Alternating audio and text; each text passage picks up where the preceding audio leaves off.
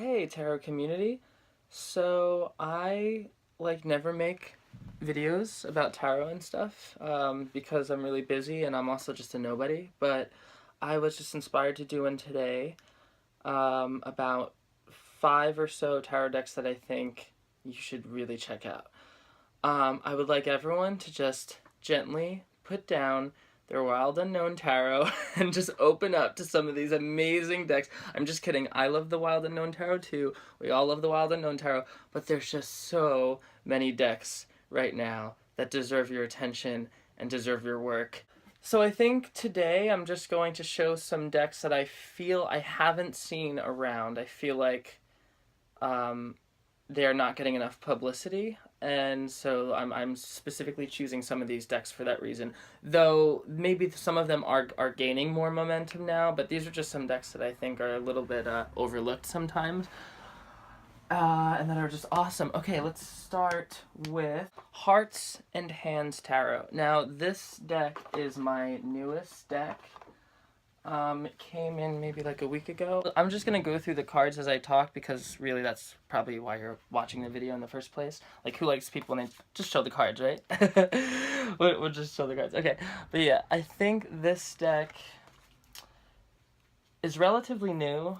I'll put all the links below on where to get it and more information, but it's called the Heart and Hands Tarot, and it's just, there's a clarity about it. I love black and white decks. It's very clear, it's very bold. The Ace of Wands is awesome if you could check that out. It's like a pencil, like you could really feel that inspiration, that creative drive. Yeah, you know, I like hands too, you know. I'm a dancer and I use a lot of gesture.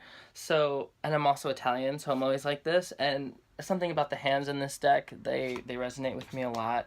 But yeah, it's just a really cool deck. I feel like people can connect to it easily. It's a good one, yeah. The Hanged Man. Do you feel that? You feel that, right? No words. It's just, it's perfect. It's beautiful. It's like probably one of my favorite Hangman cards ever. Cool. So that's the Heart and Hands Tarot. So another deck is the Rohrig Tarot. Now this deck I believe is out of print, and I remember it costing quite an ambitious amount of money on like eBay and stuff, but I did want to share it because I very rarely see it. It is the biggest deck I've ever had, I've ever even encountered. It's huge. It's huge.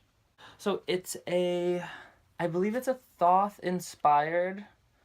I say Thoth, and that's because I can do what I want. But really, like, it doesn't matter. Names don't even exist. Can we agree? Names don't exist? Okay, cool. Thoth. So it's a Thoth-inspired deck with a shit ton of nudity. Like, so much nudity. But it's beautiful. It's like, the artwork is amazing. And it's just, like, it's just ineffable, some of these images. It's really, really something else. They're huge. I don't really use this deck that much. I never really use it for other people because, number one, it's too big for them to shuffle, and number two, it's just very intense, lots of nudity. Maybe I will start, though, using it. Hanged Man. That's my man, the Hanged Man. Oh, is there a glare? Was there a glare the whole time? Oops. Okay, it's fine. We'll just keep going. But yeah, like, even in the Prince of Discs, you feel that, like, earthy rigidity here, you know? What's next? Oh, let's do this one. This bad boy. Okay. This is by Katie Rose Pipkin. Katie Rose Pipkin. I'm really bad with names, but it's okay because names don't exist. Let me just adjust the camera a little bit. Okay. It is called the Efflorescent Tarot. It comes in this really nice box. It is an indie deck. I believe all these decks are indie decks except for the Rohrig Tarot so far. I feel like that might have been like a little bit mass-produced, but this one you can get on Etsy. I got this some time ago, and it's probably in my top 5 favorite decks because you ever have a tarot deck where you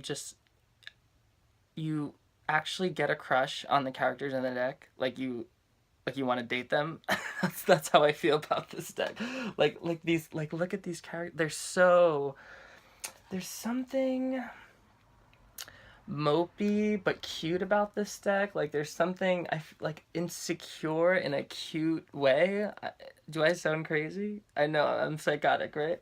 I feel like each character is in such contemplation, and that to me is very attractive and evocative, and I think that really catalyzes the flow of a reading. It can really get you in that zen space where it just kind of comes out, and almost in an emotional way.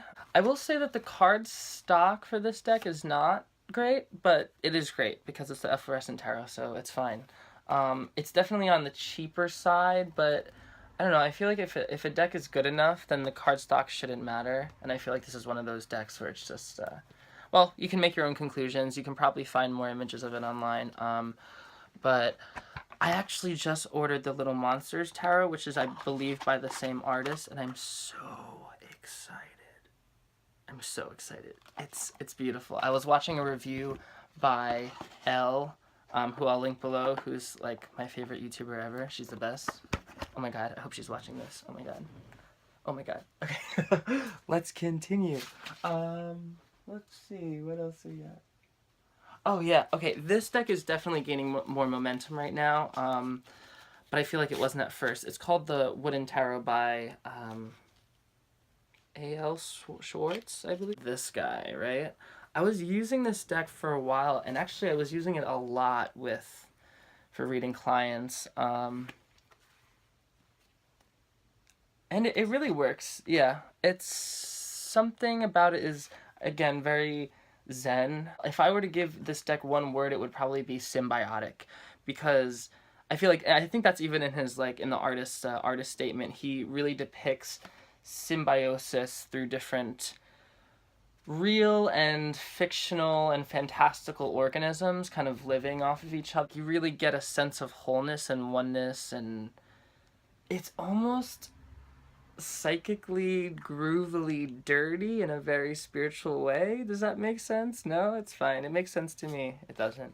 No, but it's like it's almost trippy in a way, like how everything is so connected, and like I feel like it's good for our current zeitgeist, our current era, where everyone's like always washing their hands, and like everyone's so obsessed with cleanliness and starkness and sterility, and it's like this deck is very just natural, you know, and so I feel that a lot with it. Like, you know, like can we all just like sit in the dirt for a few minutes? Is that okay? I don't know. But yeah, it's very textury too. Sorry, I'm filming this on my phone because I'm not a real YouTuber, I'm just a pretend YouTuber, so it's fine. This one, okay, this one is Tarot of the Spirit by Pamela and Joyce Eakins. This deck is a very, it's, you know what it is? It's can I say new school esoteric, or like gentle esoteric? I find it's very Thoth based, but she wrote a book that I have up here. Everything's gonna come crashing down. This book, Tarot of the Spirit by Pamela Eakins, PhD. Hey, everyone that reads it loves it. It really goes into like things like the Kabbalah, but not in like an pretentious esoteric way like a lot of texts do, in a very like user-friendly way that you can actually apply to your life, and in a very good vibes way. It's a very loving book, very, very revealing. I've gotten a lot of it has a lot of knowledge. I've really gotten a lot from it. But sometimes the book is a little cheesy for me. It's a little bit too if you're a Kabbalah person, I would say it's too chesedic. Yeah, the art is absolutely amazing. I believe the artist is maybe the mother, and the designer and the author of the book is the daughter. Possibly. But yeah, this one I've used for people. It works nicely. But it is a very deep deck, I would say. It's more of it's designed to be like a long-term meditation, actually. But if you're looking to explore more esoteric, Kabbalistic stuff without going way too into the deep end, like Crowley or something, this is a great great. In-between. In-between. I love in-betweens. You like in-betweens too, right? I love in-betweens. Okay. This one. You have to get this deck. Like, just get it, even if you don't like it. Just respect how fucking awesome it is. Okay, it's called the Silicon Dawn Tarot by Egypt Urnash. Let me just calm myself down for a minute, because this deck is a genius. And I mean that in so many ways. So, the creator of the deck, Egypt Urnash, I'm going to read to you, before I show you the cards, I know, it's going to, just show me the cards, but I'm just going to read to you the first thing that she says in the book. It's hilarious. Let me put my eyes on real quick. Okay, oh, I can see clearly now. Okay, let's go. The first thing she says in her book is, tarot is a big pack of lies and misinterpretations. And then she goes on to explain how it's just a historical train wreck, which it is. And that's why it's so beautiful, and that's why it's so interfaith, is because it's just like this collage of, this multivalent collage of millions of different philosophies, spiritual systems, and everything. But she's really real with that. She's like, you know, it's just a bunch of stuff put together. I love it. But anyway, her deck is like almost a joke, but it's very deep at the same time. First of all, there's like 100 extra cards. I think the whole deck is like 99 cards or something. I don't know. 78 traditional arcana and 21 unconventional arcana to challenge your world. Okay, let me take off my eyes. And let's look at these guys. So these are some of the extra cards. And you can find, like, there's these weird cards that only show themselves in the light. It has these esoteric symbols that are just kind of flirt with you, you know? Like, for example, in the High Priestess card, the Kabbalistic letter associated, the Hebrew letter is Gimel, or Gimel, which means camel. So in the card, there's like a small camel somewhere, but just like hinting at the idea. But she just like flirts with you like really deep esoteric ideas, and I find that to be so awesome. Not to mention how amazing the art is, and how clear the meanings are, and how, yeah, it's very like kind of galactic and crazy, and I don't know, there's just so much kind of comic book like, I would say, animated, like this, like look at this, I think this is like the Page of Wands, but look, like, is that not like such like a page, or like a Knight of Wands, like the credit card, like that's amazing. Yeah, oh, like here's the High Priestess, and she's talking about like, what is it? I forget. But yeah, the only thing about this deck that bothered me in the beginning, and I know will bother you probably, is that she switches pentacles and wands. So wands are earth and pentacles is fire. But it's only the symbol. Everything else is the same. But like that chariot, like it just makes so much sense, right? This chariot here. Oh, it's so smart. It's just smart. That's really what it is. Like the Hierophant with all the keys. And a lot of the cards have these like images that you can only see with a glare, if you can make that out, and that's really exciting too. But yeah, so that's a deck that I'd never see anywhere, and I would like to start seeing everywhere, because it's just so damn good. It's smart. It's just really smart.